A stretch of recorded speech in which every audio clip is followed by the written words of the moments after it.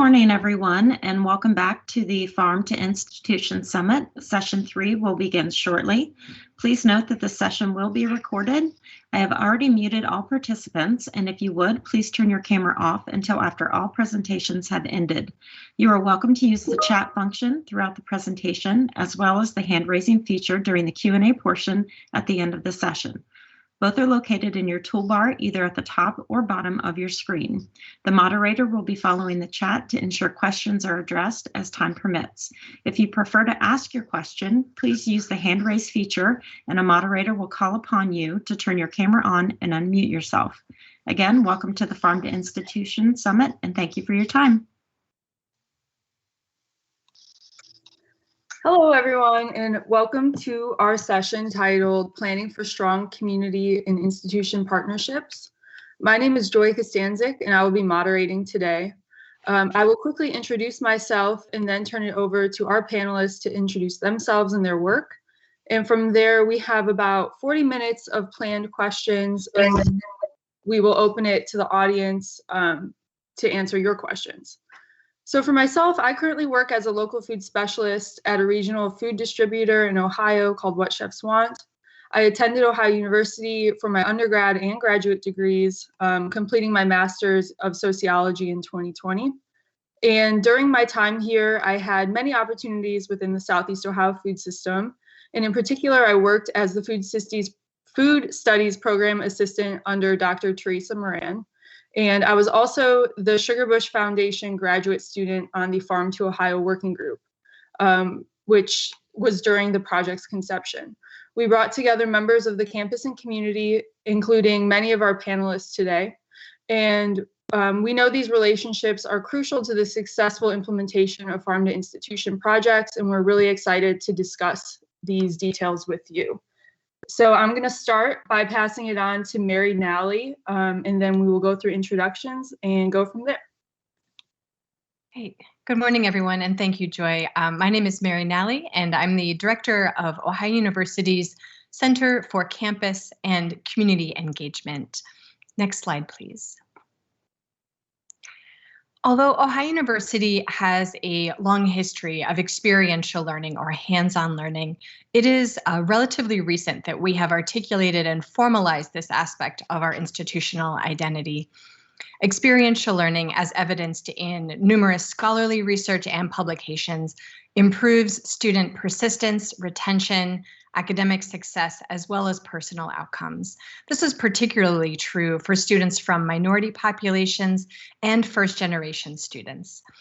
As one type of experiential learning, our center that leads community engagement works very closely with our Office of Undergraduate Experiential Learning, and excuse me, community engagement frequently overlaps with the other types of experiential learning.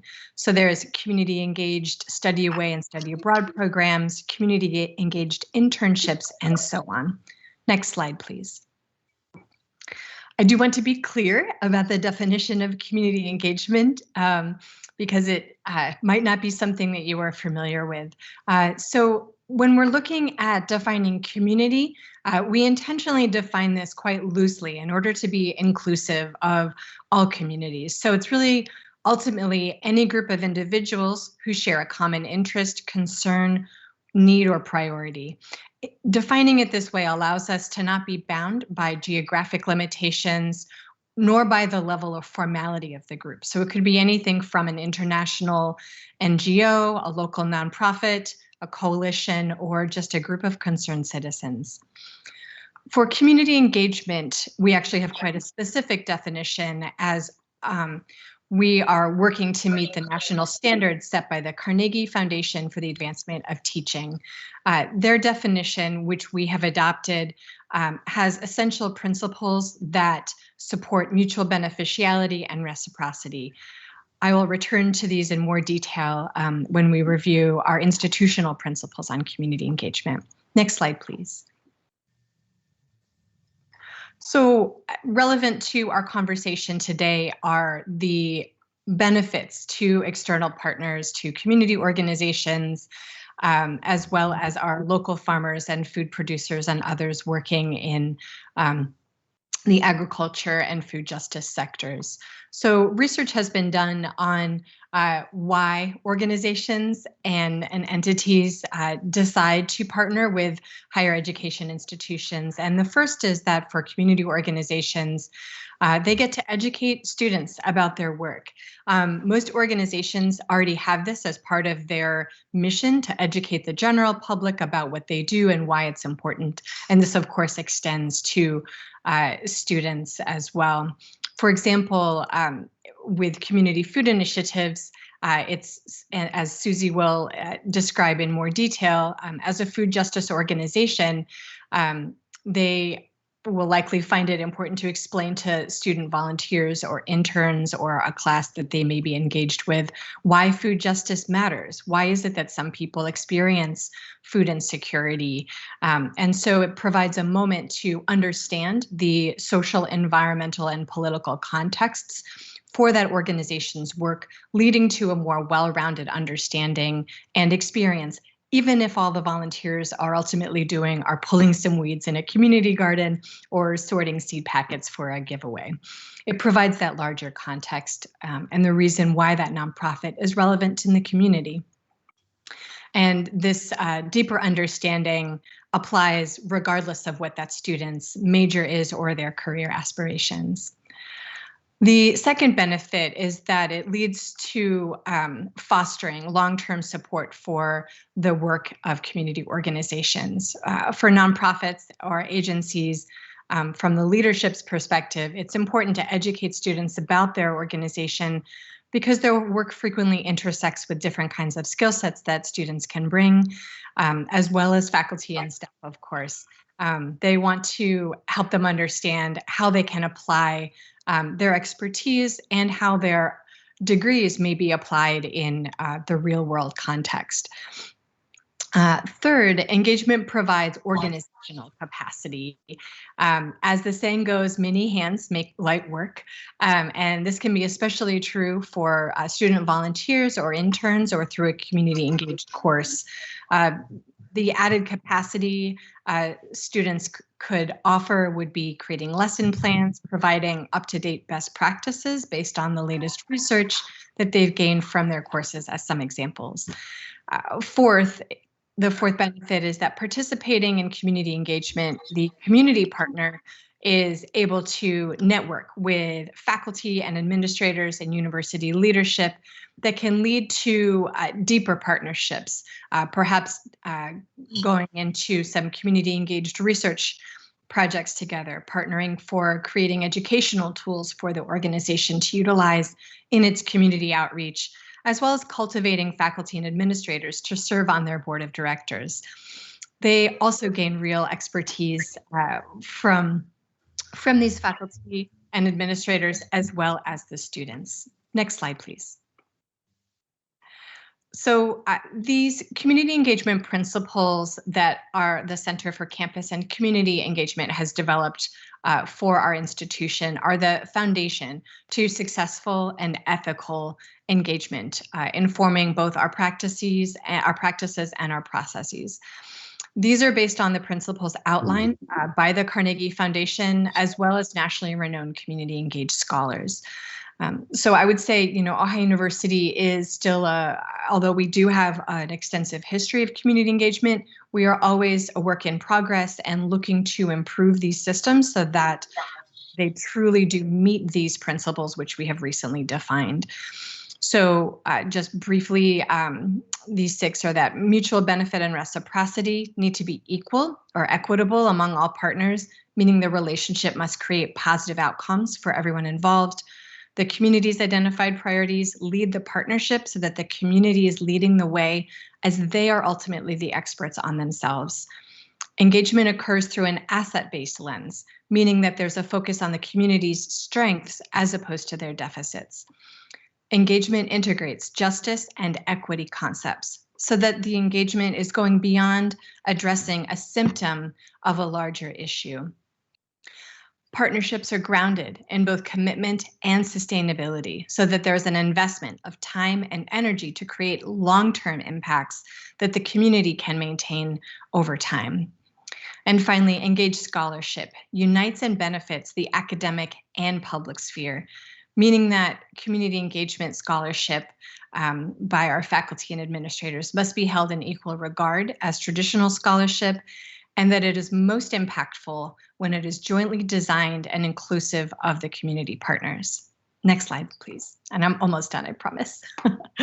Now, you may ask yourself, so in Ohio University, we describe this as part of the engagement ecosystem. And this is because this analogy elevates and clarifies how engagement is complex and the relationships therein are inherently interdependent. Like biological systems, a disruption in the system can create short and long-term damage, yet also like biological ecosystems, restoration and a return to resiliency are possible. Next slide, please.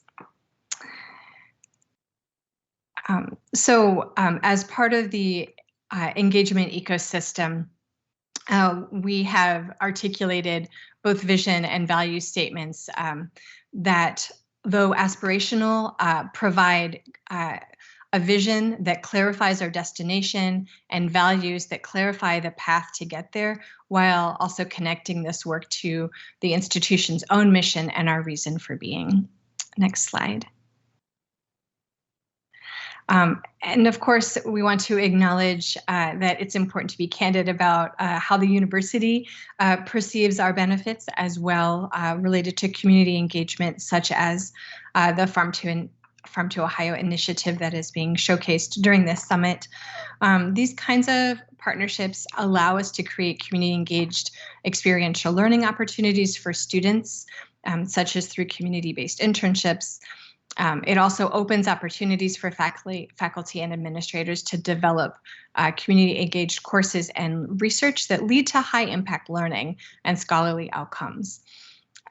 It also creates opportunity for units to experience expansion and elevation of specific academic programs to help them reach their community outreach goals. And finally, when we reflect on the implications over time, there are long-term impacts of contributing to a vibrant and resilient regional economy that benefits participating communities as well as higher education institutions that live in those communities. And while this vision is aspirational, the Center for Campus and Community Engagement and other units across the institution are working hard to implement these changes that will result in greater tangible benefits to our community partners. And I know I went over time with that, so thank you for your patience. And I will now turn it over to Susie Huser with Community Food Initiatives. Good morning, everyone. I'm Susie Huser, and I direct communications and the donation station area of programming at Community Food Initiatives. Just a little bit of background on CFI. We've been working to foster communities where everyone has equitable access to healthy, local food for close to 3 decades. And I moved to Athens in 2018 specifically to join CFI, inspired by this approach to building community resilience through the foundation of local food. We have 3 main areas of programming that support our local food system and equitable access to that food system on different levels. And they include school gardens and community gardens, the donation station, which provides access to locally grown food for folks facing food insecurity, and then a broader food access mapping and community support component, which empowers other communities in their work to build long-term food access. And we are part of this project because the Ohio University campus community, all of the students and staff there, and the institution itself are essential allies and partners in making this work for a thriving and just local food system possible. I will pass it to Tom.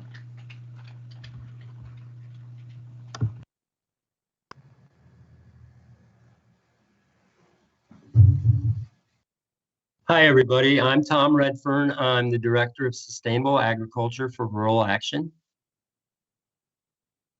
Rural Action is a membership-based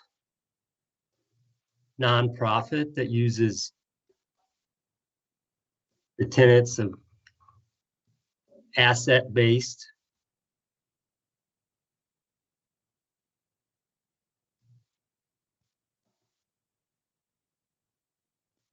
community development in Appalachian, Ohio, and we have programming in sustainable agriculture, watersheds, sustainable energy, forestry, and zero waste. And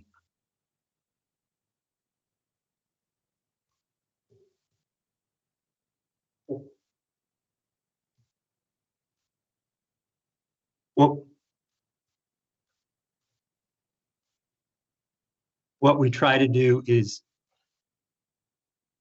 to build a local food system as an economic driver in Southeast Ohio.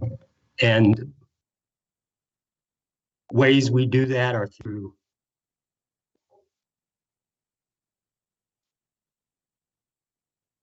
processing, aggregation, and distribution. So since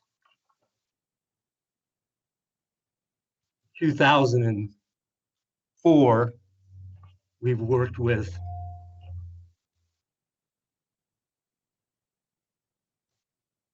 local producers to make a partnership, which is the Chesterhill Produce Auction, where we aggregate the produce from maybe 150 producers, and from there, people come, made a destination in Chesterhill, but we also have vehicles which we use to distribute to 13 different counties. Thanks, everyone.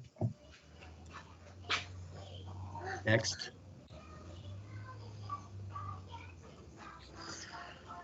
Hi, my name is Larry Cowdery, and I'm a fifth-generation farmer from the area, and I have been selling vegetables to Ohio University for many years.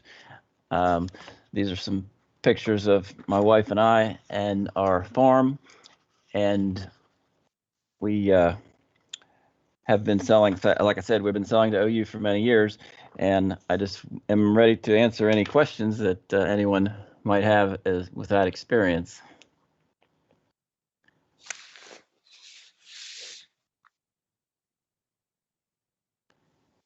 All right, with that, I will stop sharing so we can see everyone's faces. If the speakers want to turn their cameras on. There we go. And then, yeah, we'll get going with the question portion. So the first question we have is, why are these institution to community relationships important to having a dynamic program? And what does collaboration offer you and your organization? So maybe Tom or Susie, if you want to start with this. Sure, I can jump in because I can directly speak to some of what Mary was referencing in her opening presentation. So I think big picture for CFI, partnering with the campus community brings us closer to achieving systems level change, which is necessary if we want to address all of these crises that are happening in the world right now, like climate change, public health, and food justice. But also one of the main direct and immediate benefits that we really gain from this collaboration is connecting with students and offering them opportunities to engage in the community through internships and volunteering. For example, in 2020, volunteers served 843 hours with CFI. So we rely really heavily on volunteers to do everything we do. All year long, volunteers and interns are helping out at the Athens Farmers Market, at the Chesterhill Produce Auction, with our gardens, with educational outreach. They help with everything that we do.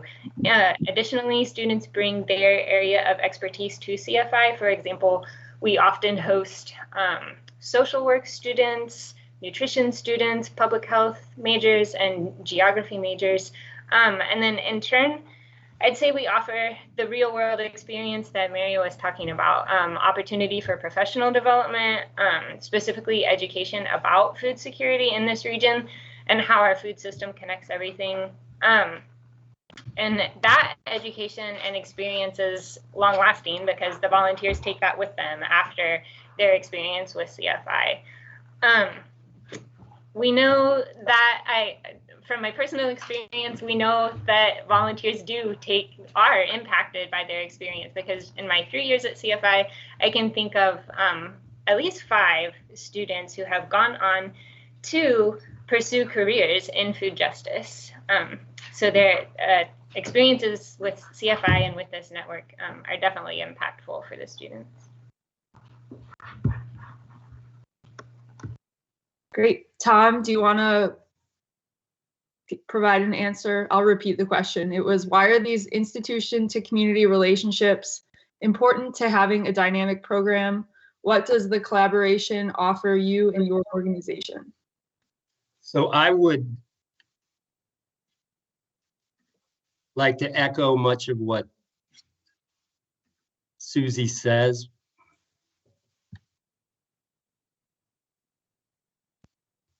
Rural Action gets a tremendous amount of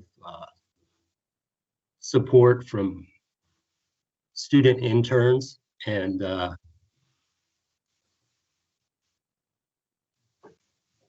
volunteers, but it also ties back to one of our missions as an organization.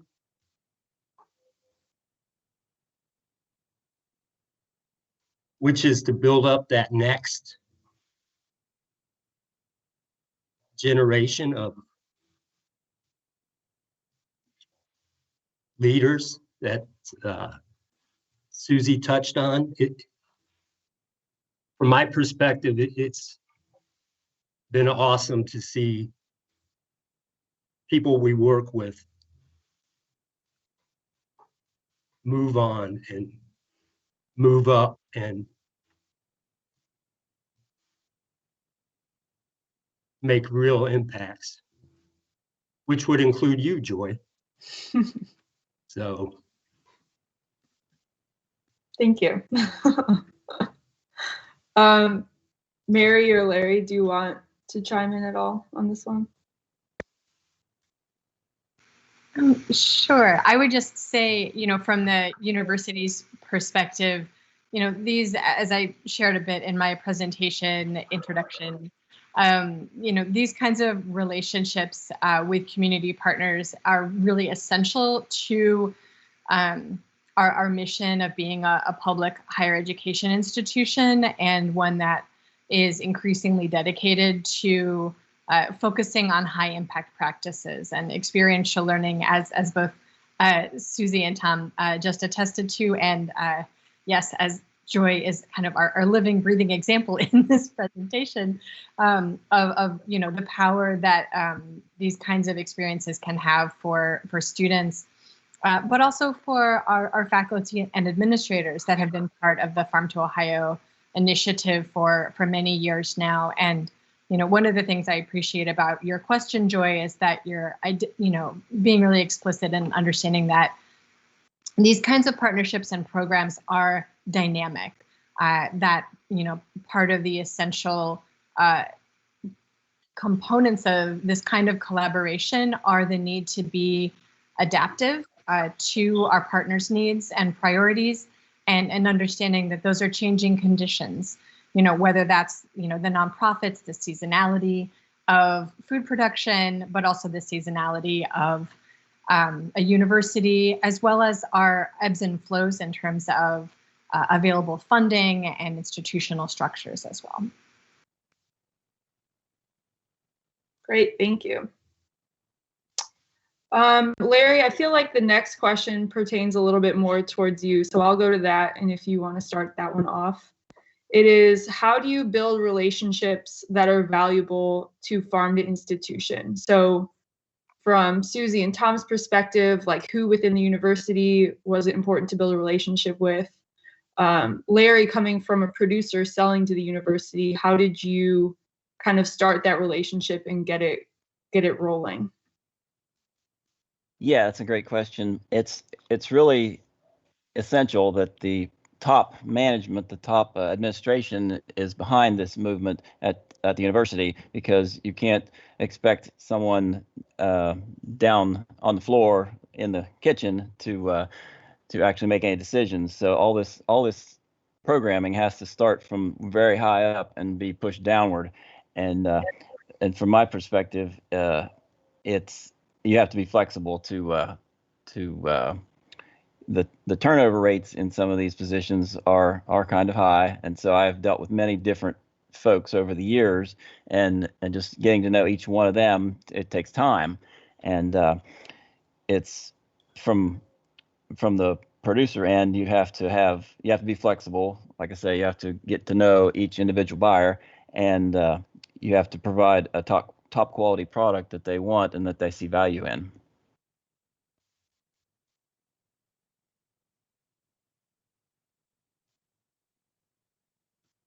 Great, thank you. Susie or Tom, do you want to chime in on this one? So I would agree with Larry that it starts at the top, but saying that, it's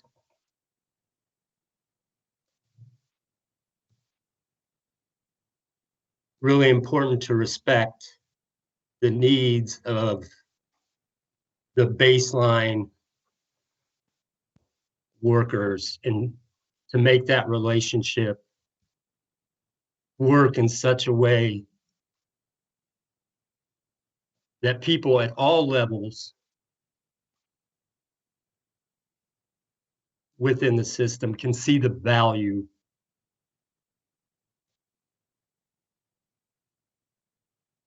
proposition of farm to institution. So trying to make that, as seamless at the distribution level, the ordering level, making sure the quality is there is certainly essential.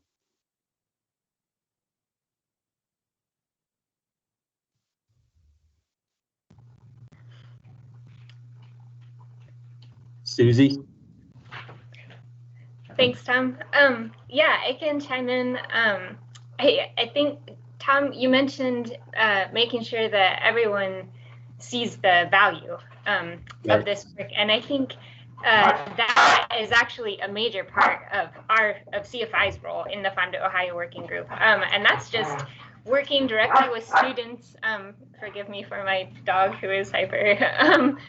But working with students and the greater community to build relationships with food for people. So trying to get people excited about local food and seasonal eating, and making sure people are knowledgeable about what's available here and when it's available, helping people learn how to prepare fresh produce. So Discovery Kitchen is the educational part of Donation Station, and as part of this project in 2019, we actually hosted cooking workshops on campus. And so we had to work with the university to find the space where that would work. And we all came together and made a meal together that highlighted local seasonal ingredients, and then shared that meal. So it was a really good learning experience for students, and a good opportunity to have conversations about food, our food systems and food justice. In 2020, we didn't host in-person workshops or eat together. We did move education online, and we were able to share videos with students through social media, and that actually ended up being pretty successful too. But a lot of our work is, like I said, building relationships with food, and then also we have been working on our relationship with Cat's Cupboard, which is the food pantry on campus, to build relationships with students and staff there to make sure that people are aware of Donation Station as a resource and to figure out what local food they can utilize and how we can facilitate utilizing that food. Yeah, and I would just add that, I think what really stands out to me about the Farm to Ohio work group, in particular, the approach that Community Food Initiatives Action have taken in their partnership with culinary services, as well as the Office of Sustainability and the institution as a whole, is that their approach has been, let's solve to yes. There's certainly a lot of barriers on both sides, and it can be easy to get stuck and say, well, our purchase and procurement policies are this, and it doesn't create a clear path to local purchasing. So, oh well, and instead we said, well, let's look at that more deeply. Let's see who we can meet with and discuss and understand, kind of unpacking, so to speak, what the policies are and what the differences between policies and practices and guidelines, and see where there is some wiggle room at the same time as these community partners and university partners are being very inclusive of all the stakeholders, whether it's, someone at a, leadership position, or as Larry said, that person, who's shuffling boxes of produce around at the central food facility. Their opinion about this matters too. And we need all of those people to be happy and to see the value that this brings to the institution, to our students, and to our community. Great, thank you for those answers. And moving forward, I'm gonna paste the question that I'm asking in the chat box. So the audience, if you need to reread it while we're discussing, you can look back on it. But the next question is, what motivated you to commit to Farm to Institution, and why is it critical or essential to your work and its mission?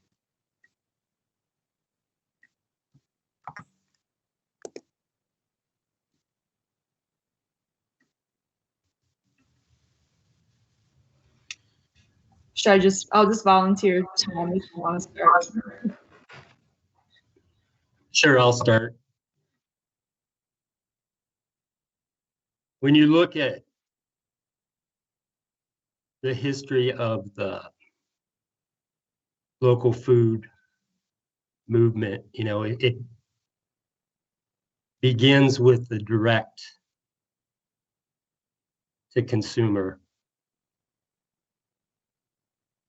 Farmers markets became really big in the 80s, the 90s.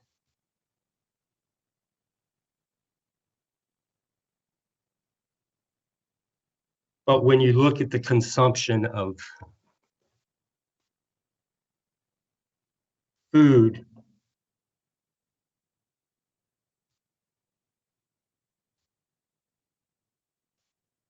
schools and institutions, certainly in our region, are the biggest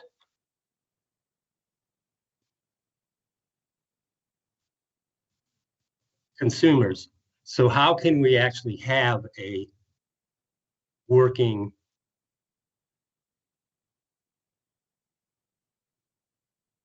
food system if we don't make an attempt to hitch it to the biggest consumer? So in 2010,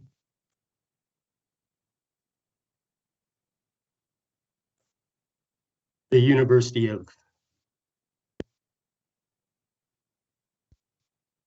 Toledo did a study that 3% of the food we consume in Ohio is from Ohio.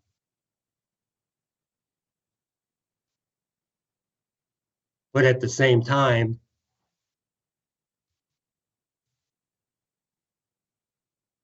food and agriculture is one of the biggest industries in Ohio. So how do we, work to flip that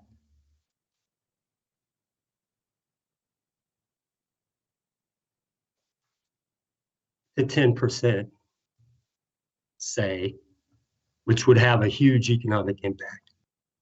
And the other point is we believe, that everybody, all like socioeconomic levels, should have access not just to food, but to the best food. So if we believe that local food is best food, we need to be working to make sure that all people have access to that food.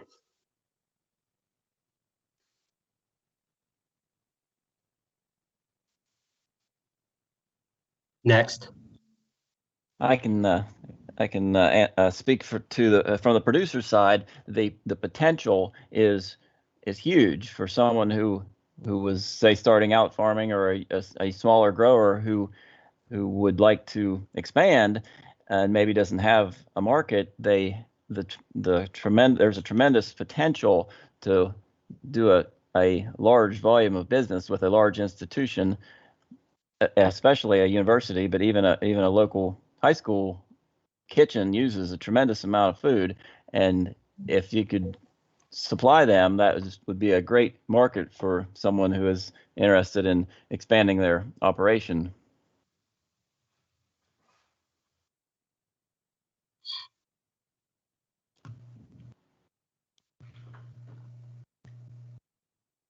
I can chime in.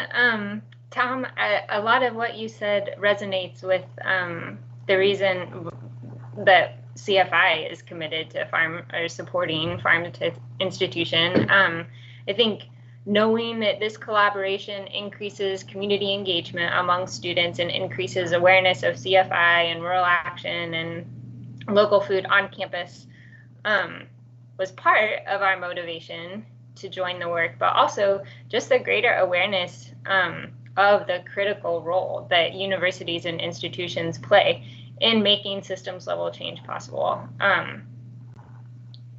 Partnering with educational institutions in particular, I think, and supporting the work of promoting local food at institutions is fundamental to our mission, because if we want to build community resilience, if we want to work for food justice, if we want to grow a thriving and just local food system, which means a food system that is sustainable and good for the environment and good for long-term health in the region, where everyone has access to nourishing food, then we have to increase the demand for food. We have to increase the supply of food, and all of those things are interconnected.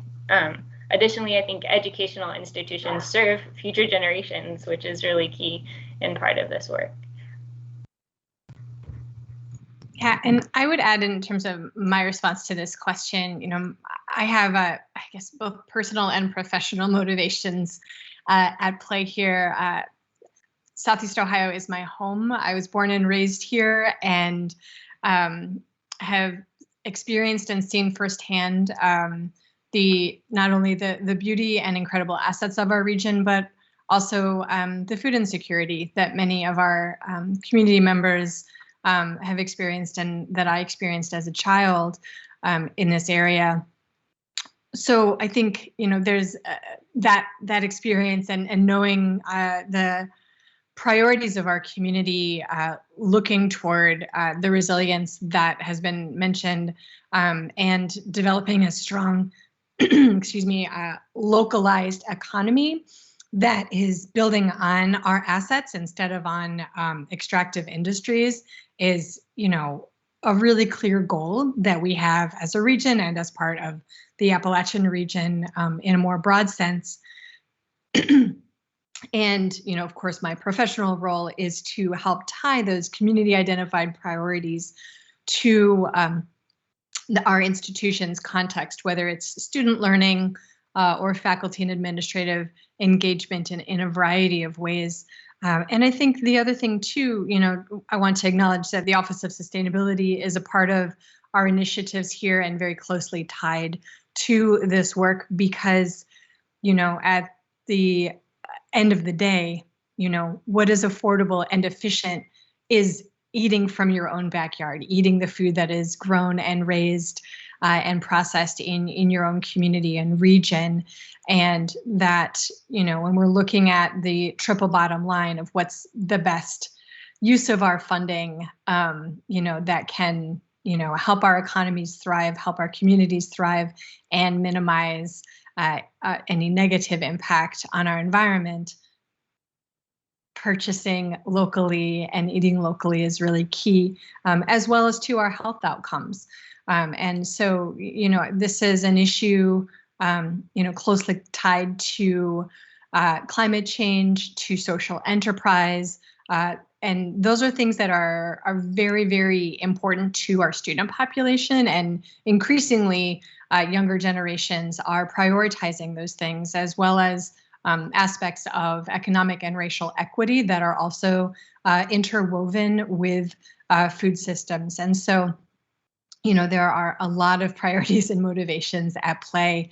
And I think, one of the challenges in balancing these motivations is, how to be responsive and adaptive as a large institution with the footprint of an elephant, and trying to collaborate with lots of smaller organizations in a way that we want to make sure that it really is equitable, that the benefits are being felt by all parties. So it can be a tricky balance, but I think that's why we're all at the table together, being really mindful and including all the stakeholders along the way to ensure that we have some great outcomes. Great, thank you. Those are all great answers. So the next question is, what is the most important thing that could help your work grow and move forward? So I would say, in particular to the Farm to Ohio Working Group and with the local purchasing at the university, but also other programming, what would be helpful to keep your organizations moving forward?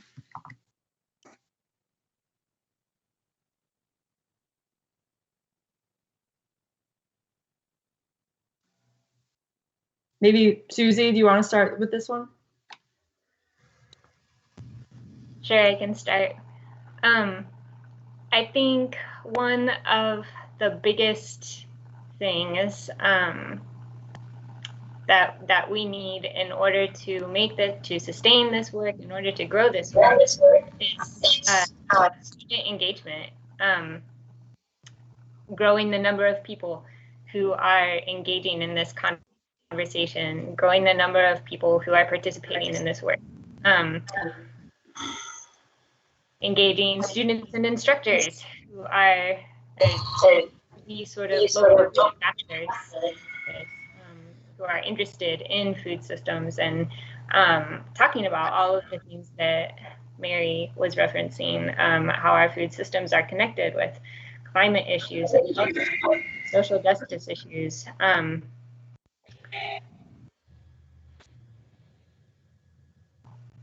Yeah, I think just growing the number of people who are involved and interested and engaged in the work is really fundamental to keep it moving forward.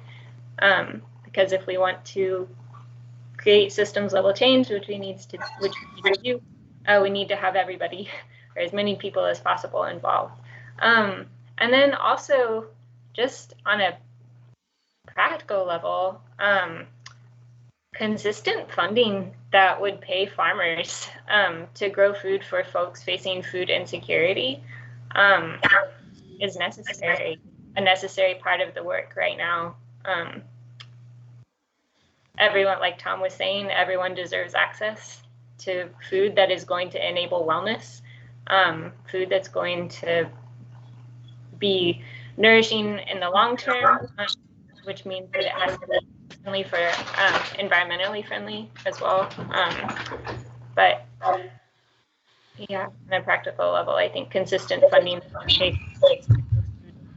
for folks facing food insecurity is needed.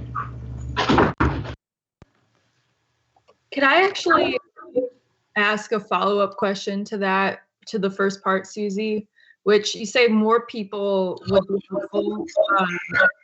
Do you foresee, how do you foresee getting more people involved? Do you think it's more exposure to the programs? To CFI, to the Farm to Ohio Working Group? Do you think it's more visibility on campus, things like that? What would be the most helpful for you to get more people involved?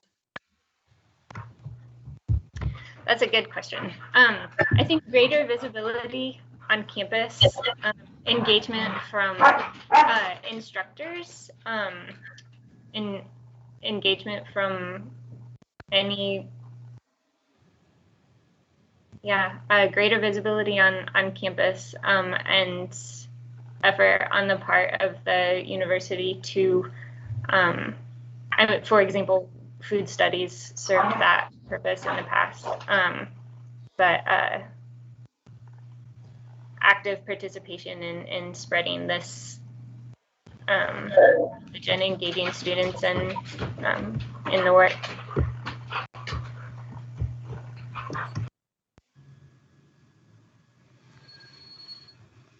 Tom or Larry, you want to go? Yeah, I have a point. Due to the seasonality, a lot of the times we have a bigger supply of food available in the summer when schools are out. So the institution has to look at some preserving methods where they can buy in the summer when there is a glut of tomatoes or whatever, and then preserve these things and turn them into a usable product, a tomato paste or something that they can use later on, and hold it until they have a greater demand for it. That's one thing that seems to be lacking in a lot of institutions.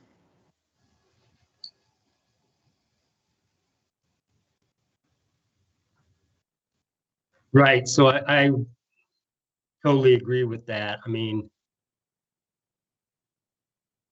what we need to do is to keep supporting the infrastructure. The infrastructure to do processing. So in 2019, the Chesterhill Produce Auction sold like maybe 100 dozen ears of sweet corn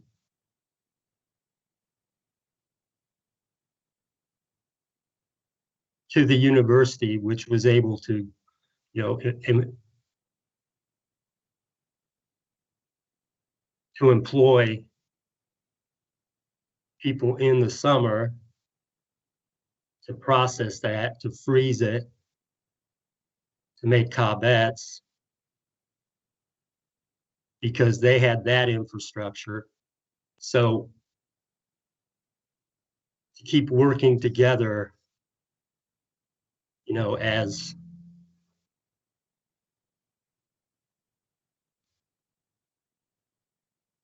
partners to support that processing, aggregation, and distribution infrastructure that you really need at the local level.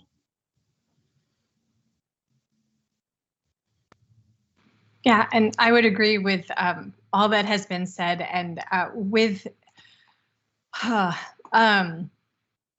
the first thing that came to mind, Joy, when you asked this question was my ongoing interest as part of my role with the university to challenge our institution to be bold in finding a way to articulate the value of local food purchasing and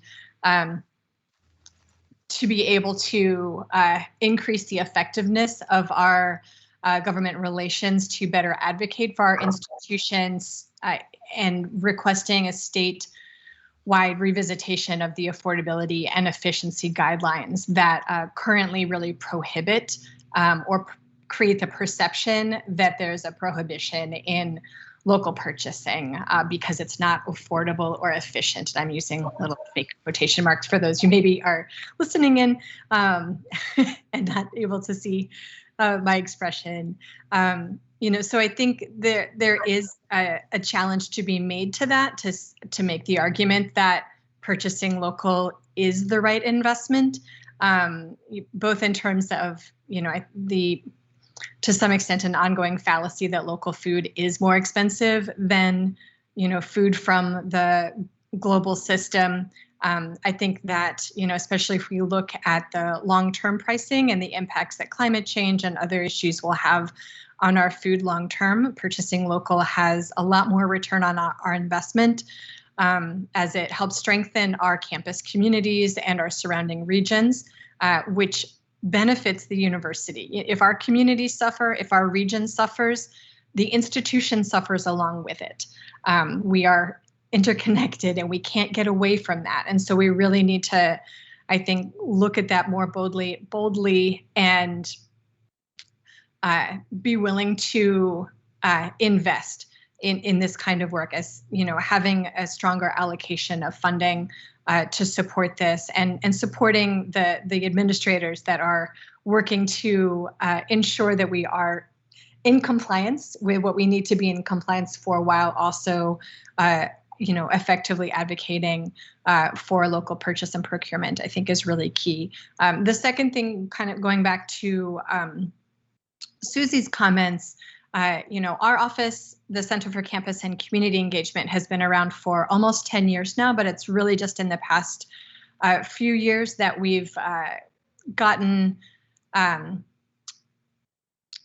increase in institutional support and have expanded our programming. And so I agree. I think we need to see, and our office is in the process of preparing to provide more professional development support for faculty administrators to become community engaged scholars, so that they can develop community engaged courses in partnership with nonprofit organizations and governmental agencies in the area. We are working to increase promotion of volunteer and internship experiences. The community work study program is also managed by our office now. And so we're hoping to see that scale up, and all of those things, whether I'm talking about our institution's purchase policies, but also the number of community engaged courses and the number of internships with community members or organizations that have reflection built into them. All of those things are requirements of the Carnegie Foundation for the Advancement of Teaching that classifies universities as community engaged. And that is something that is a priority of our university's president, Dr. M. Duane Nellis. And so, all of these are things that my office, as well as university leadership, are pushing for over time. It's just, some of them move more quickly than others. And so I think we are all playing a long game, but one that, at least I know among our panelists that I'm sharing this virtual stage with, we're in it for the long haul. And it's really wonderful to be working with my colleagues here, that we help maintain each other's momentum and enthusiasm. Thank you. And I would also like to add a quick comment from my perspective of when I was part of the Farm to Ohio working group the last 2 years. I think for moving our work forward, I saw a big pivot in our project success when we started talking about metrics.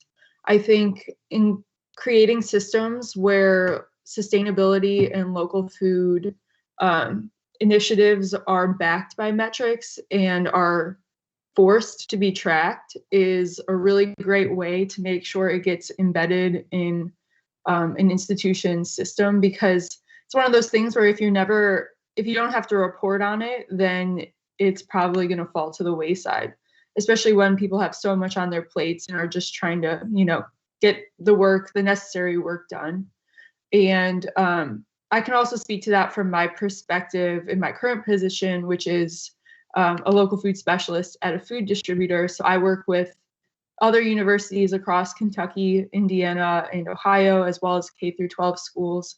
And I've found that the ones, as Larry had said at the beginning of this conversation, the ones that have a charge from leadership and are mandated to report on their local purchasing numbers are the ones that are going to hustle to get the work done because they have to. So I know there's lots of other reasons to have buy-in, but I think in larger institutions, having embedded metrics is a really great tool. Okay, so for our fifth and sixth question, we actually have essentially answered them through our conversation so far. So I'm going to skip to one of our bonus questions just for the panelists to be aware. But I think it's a great one, which is, what are some lessons learned and things in particular, things you wish that you knew at the beginning of this work? I think that's really great. The Farm to Ohio Working Group started fall of 2018. Larry's been selling to the university for a lot longer than that. So if you could go back to day one, how would you restructure what we're doing or re-envision the work?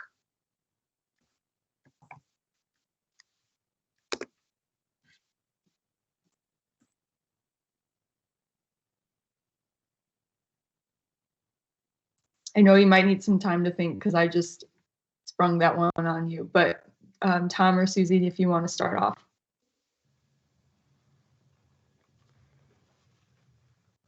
I mean, it's a good question, but it's a hard question too. We've been working with the university since 2004, on this concept. So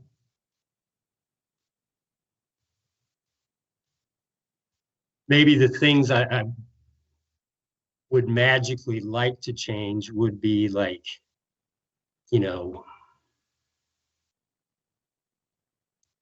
what you said with the metrics, making sure that's could be embedded, in the policy.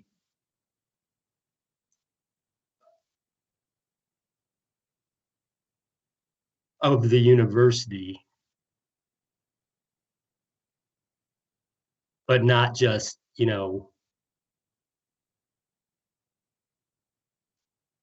sit with the work plan of one individual who might be moving on. So to make sure that's, like purchasing local needs to be like a policy that does not, live or die with a few people. So I think the Farm to Ohio working group meeting monthly, being real with each other is something I wish we could have done from day one.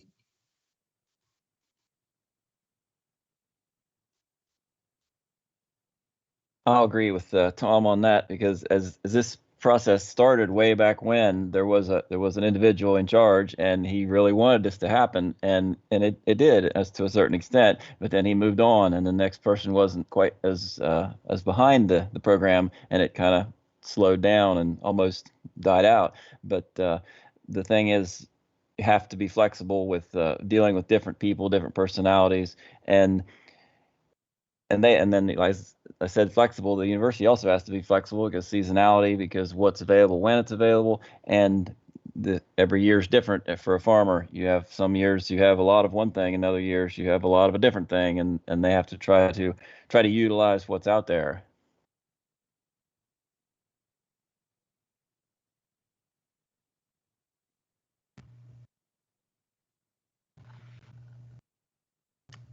Yeah.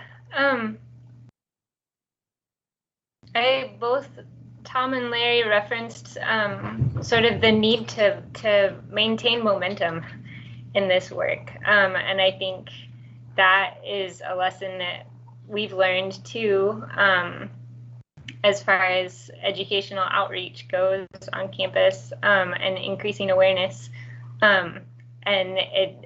Maintaining momentum is key if we want to increase the number of people that are knowledgeable and engaged in this work. So I think that's really essential.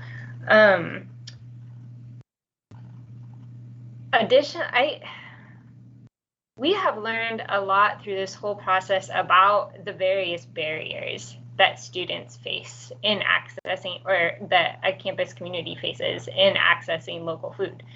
And there's a really wide range of barriers, whether that's just lack of exposure, lack of awareness,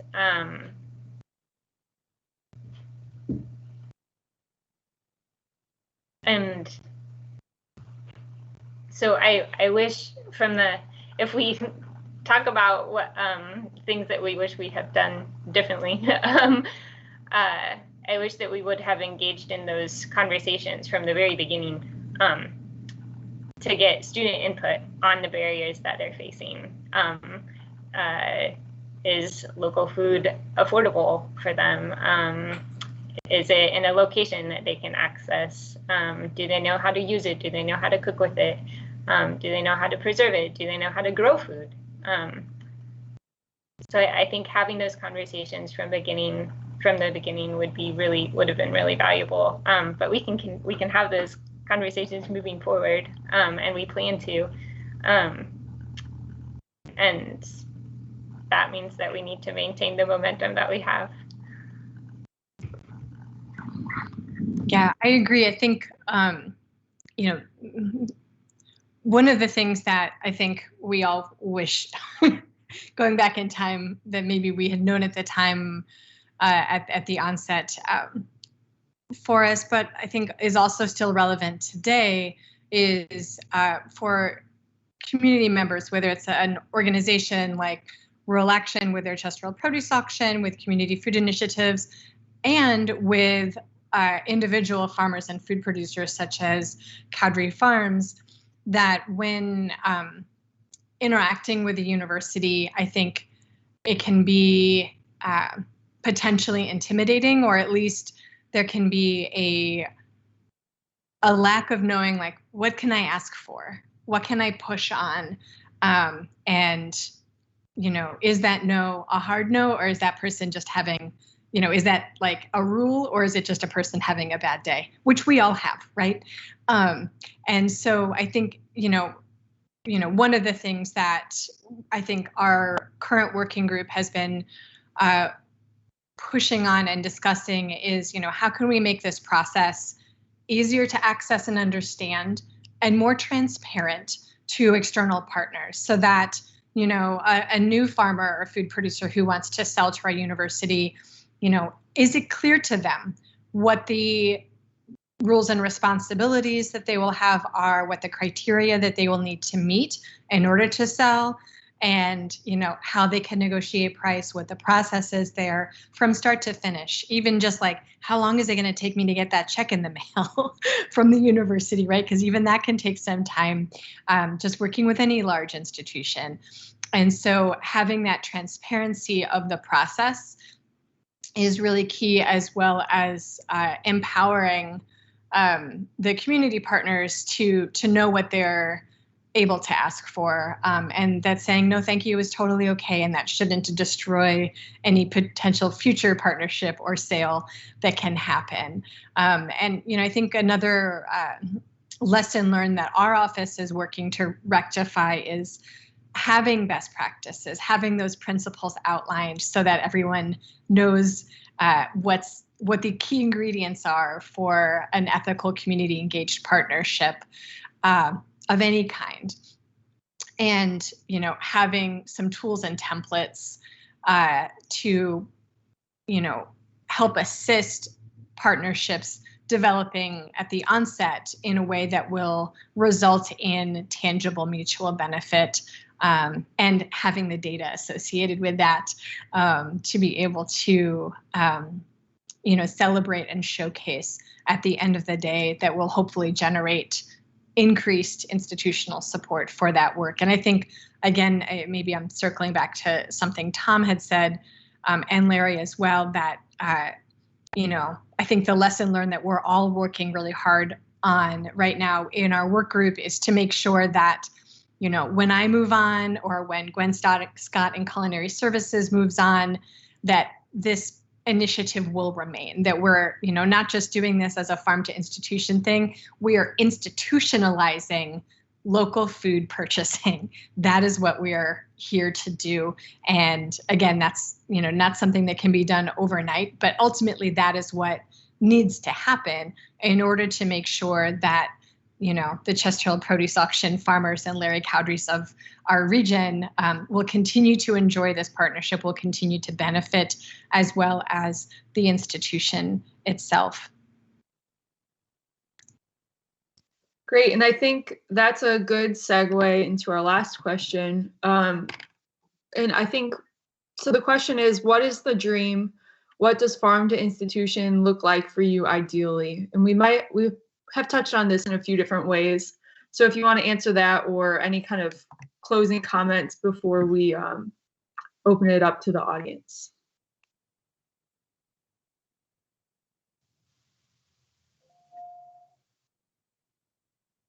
I'll go. It just seems like more people, more farmers would be a nice thing to have in our community, because they're as you all know, the average age of farmers is getting quite high, and new farmers starting out tend to be very small, and so the hurdles that they have is finding a market. And well, there's a market right here if they can just adjust to sell to it, and if the universities will adapt to smaller quantities, because it takes time for smaller farmers to scale up, and where they can supply a decent amount of food for someone of that size. And so that's the dream, is there to be more farmers able to make a living selling to these types of institutions.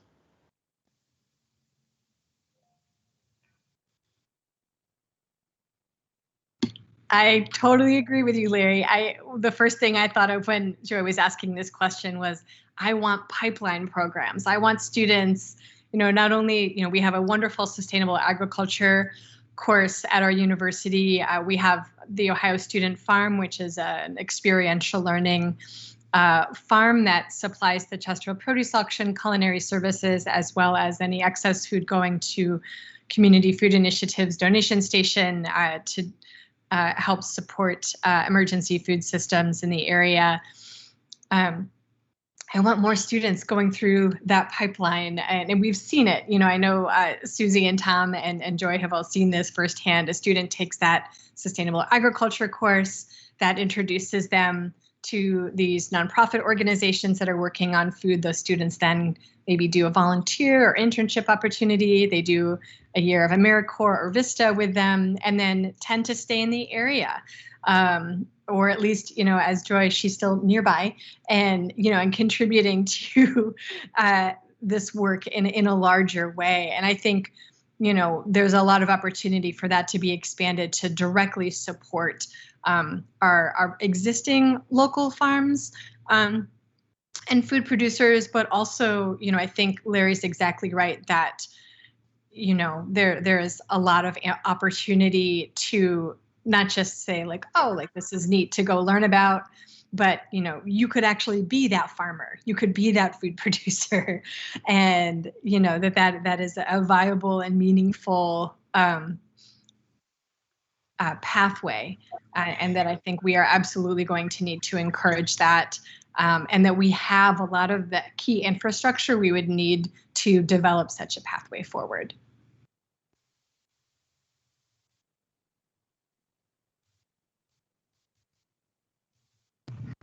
Yeah, I definitely agree with Larry and Barry. on the consumer end of things, I mean, everyone has a right to access this beautiful and nourishing local food. We need to increase the supply. We need to increase the demand, and we also, I think, need to, ideally, those conversations involve how to make sure that everyone does have access to that nourishing food. So institutionalizing, as Mary said, local food procurement in a way that ensures that there's equitable access for everyone. And then on the campus community, but I think the more we support farm to institution and grow our food supply, the more that extends to the greater community and enables equitable access for everyone in the region. Right. So the dream is a working landscape, you know, and living wage for farmers. So right now we're pretty far from all that, unfortunately. But, you know,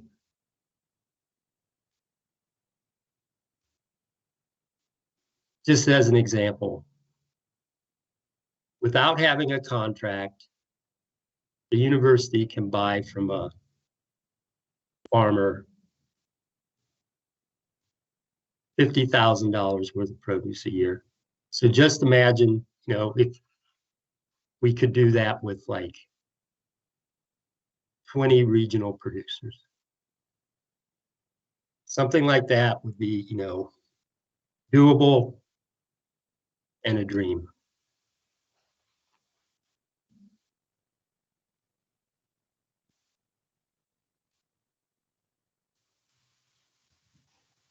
Great, Tom just set the goal moving forward.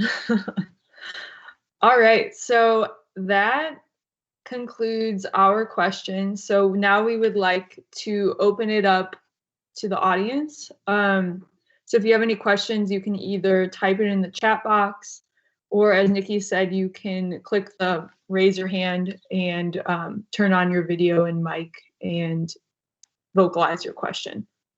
So please go ahead and type it. We'll give a few seconds to see if any roll in, and then we'll go from there.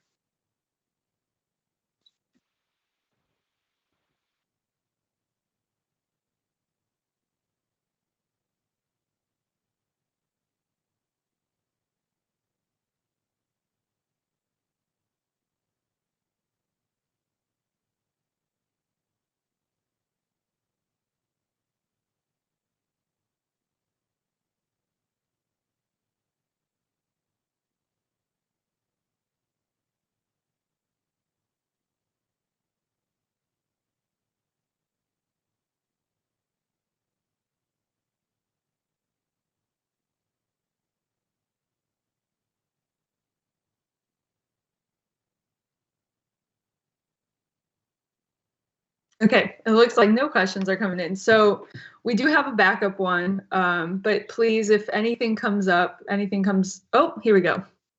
We have one from Molly. Are there other cities, towns, states that have robust farm to institution systems that you're learning from?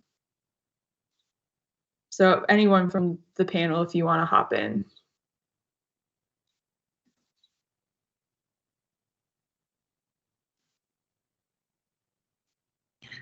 I can hop in real quick. I think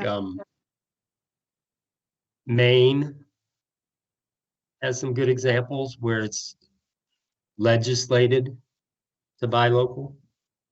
And I think, you know, so oftentimes it can be easier for smaller institutions or private institutions, which don't have the state regulations as much. Like I think Oberlin near Cleveland has done some great work, has like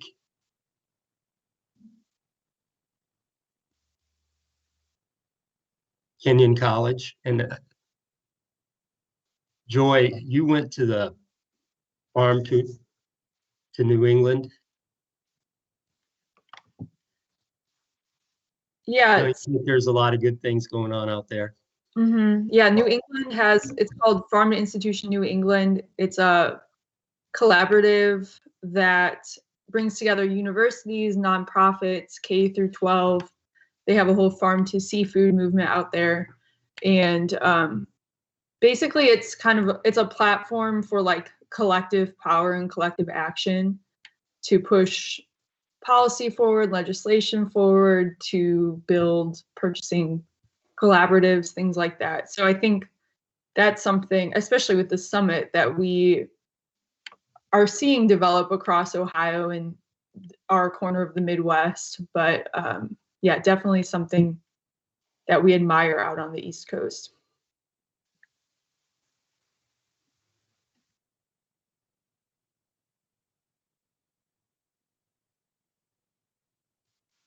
Yeah, I was going to reinforce that Joy, in her time with the Farm to Ohio work group, did extensive research on the key cities, states, and communities and institutions that are good examples. And I would also say Ohio State University. I know our colleague was involved in one of the conversations yesterday. We have been learning alongside them and trying to troubleshoot some of the challenges that public institutions face. As Tom mentioned, private institutions have their own strategies, some of which allow them some greater flexibility. So having a nearby partner at Ohio State University has been immensely informative and helpful too. So we're not alone in the struggle of trying to get over some of the hurdles, but it helps to have others holding your hand.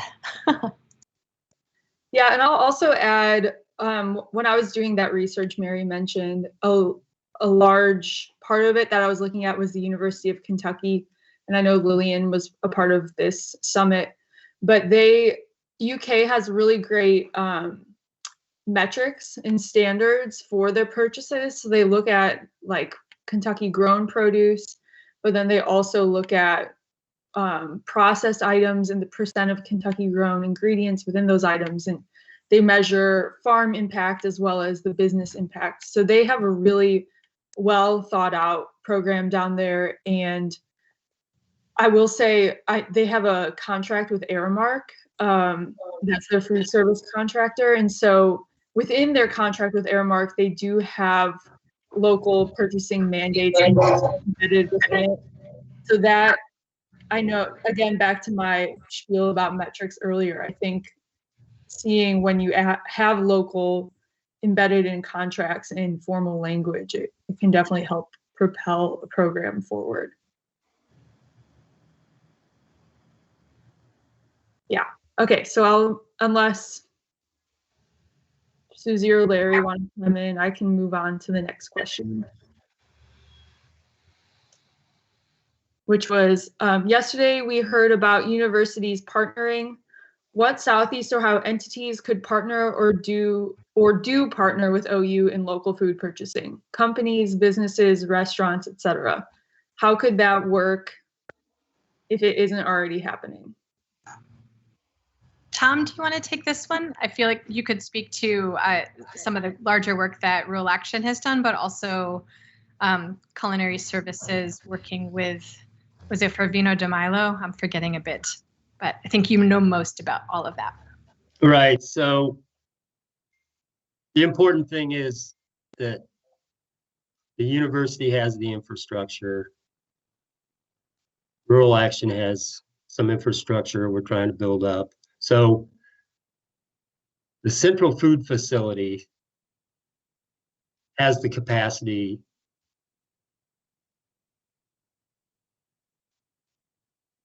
to package, to process, and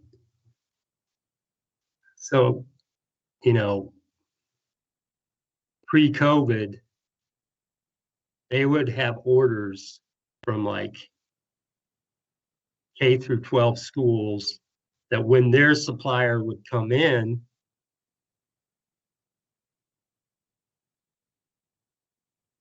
and offload, they could load up like packaged applesauce or something like that, which really helps the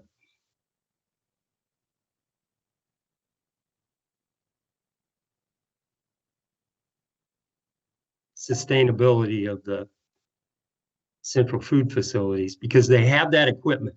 So partnering with, like Vino de Milo is an example. So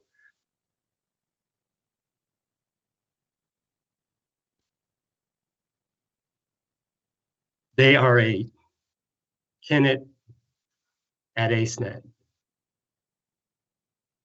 which is a shared use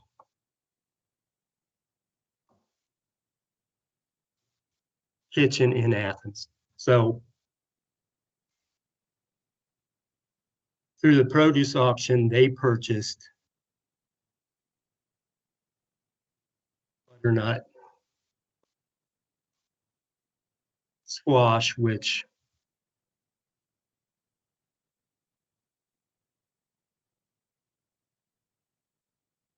the central food facility at the university processed and then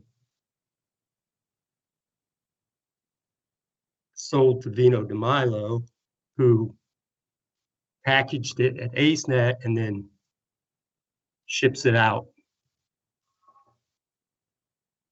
So working on those examples at the university, the restaurant community, small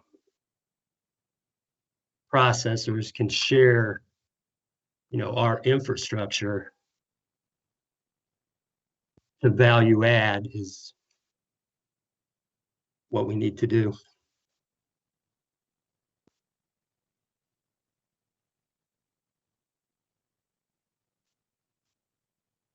Because if we can put those food workers, keep them busy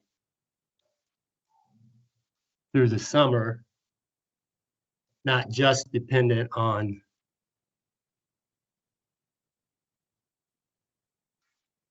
the student population, that can put some resiliency, into the employment from the university, which is really important in this region.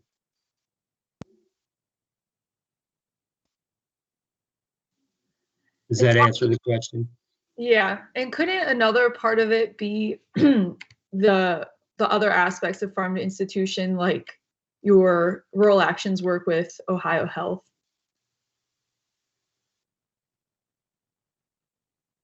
Right. I mean,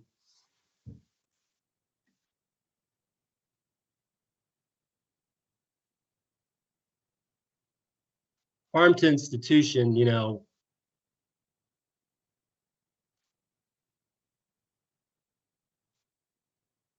we sell to hospitals, to K through 12 schools. In 2019, we sold $2,000 worth of produce to OSU. So the more customers you're going to have, the more it supports that three pieces of the infrastructure that you have to have, which is, we've been saying the processing, the aggregation, and the distribution. So if you can do farm to institution with the university, you can do it with other entities.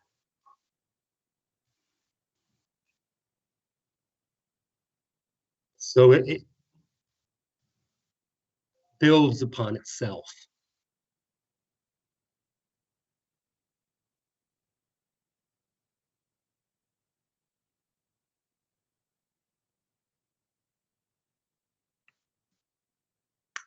All right. So thank you, Tom. That was great. So I think those were the two questions. I think we could wrap up. We're 5 minutes early, but I think that was a really great conversation. And yeah, we're all on the agenda on the website. So if you have any questions or anything like that, I'm sure any of the panelists would be happy to follow up or continue the conversation. But is there anything else, team? I think that was most of it.